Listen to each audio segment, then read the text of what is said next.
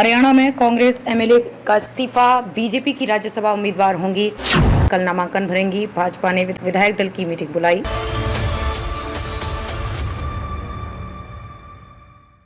नमस्कार, मैं खुशी और आप देख रहे हैं स्वतंत्र भारत न्यूज। आइए नजर डालते हैं इस वक्त की खास खबर पर। हरियाणा में कांग्रेस छोड़कर बीजेपी में आई किरण चौधरी ने मंगलवार को विधानसभा सदस्यता से इस्तीफा दे दिया। उन्होंने इस्तीफा चंडीगढ़ में विधानसभा अध्यक्ष ज्ञानचंद गुप्ता को सौंपा। विधानसभा अध्यक्ष ने इस्तीफा मंजूर कर लिया है। किरण चौधरी 3 सितंबर को होने वाली राज्यसभा चुनाव के लिए कल नामांकन दाखिल कर सकती हैं। हालांकि भाजपा ने अभी तक उनके नाम का ऐलान नहीं किया है। बीजेपी ने आज शाम 4 बजे चंडीगढ़ में विधायक दल की मीटिंग बुला ली है। इसमें राज्यसभा उपचुनाव के साथ ही विधानसभा चुनाव को लेकर चर्चा की जाएगी। मुख्यमंत्री नायब सैनी के साथ पार्टी के सभी विधायक मीटिंग में मौजूद रहेंगे। राज्यसभा सांसद सुभाष बराला ने कहा, आज हमारा राज्यसभा का उम्मीदवार घोषित हो जाएगा। वोटिंग होने की स्थिति में सभी विधायकों को हमने चंडीगढ़ पहुंचने के लिए कहा है। हमारे सभी विधायक चंडीगढ़ पहुंच रहे हैं। कल हम अपने उम्मीदवार का नॉमिनेशन करवाएंगे। राज्यसभा चुनाव के लिए हमारे पास पूरा बहुमत है। राज्यसभा चुनाव के लिए नॉमिनेशन की प्रक्रिया 14 अगस्त से शुरू हो चुकी है। उम्मीदवार 21 अगस्त तक नॉमिनेशन फाइल कर सकेंगे। 27 अगस्त को प्रत्याशी नाम वापस ले सकेंगे। 3 सितंबर को वोटिंग के बाद ही रिजल्ट जारी होगा।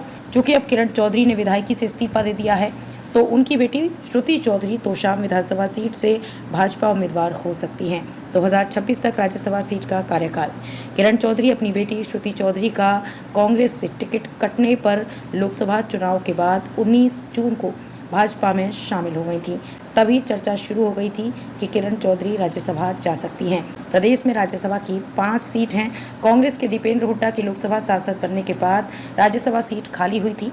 दीपेंद्र हुड्डा का राज्यसभा का कार्यकाल अप्रैल 2026 तक था। चूंकि उनका शेष कार्यकाल 1 वर्ष से अधिक है, इसलिए भारतीय चुनाव आयोग इस सीट पर उपचुनाव करा रहा है। भूपेंद्र हुड्डा कह चुके हैं, हमारे पास नंबर नहीं।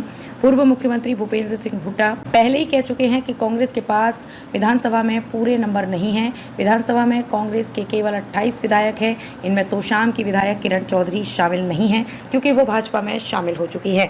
पर्याप्त संख्या बल नहीं होने के कारण कांग्रेस चुनाव से दूर रहेगी। कांग्रेस को 3 निर्दलीय विधायकों का समर्थन प्राप्त है। इन्हें मिलाकर कांग्रेस के पास 31 विधायक ही बनते हैं। राज्यसभा सीट का चुनाव जीतने के लिए विधानसभा में 44 विधायकों की जरूरत है। अगर कोई 13 विधायक लेकर आता है तो कांग्रेस उसका समर्थन करने को तैयार है।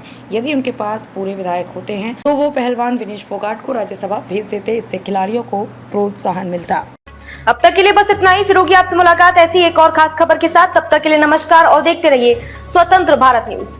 ऐसे ही लेटेस्ट अपडेट्स के लिए हमारे चैनल स्वतंत्र भारत न्यूज को सब्सक्राइब करें और तुरंत नोटिफिकेशन पाने के लिए बेल आइकन प्रेस करना ना भूलें। यदि आप हमें फेसबुक के माध्यम से देख रहे हैं तो हमारे पेज स्वतंत्र भारत न्यूज को फॉलो जरूर करें। धन्यवाद।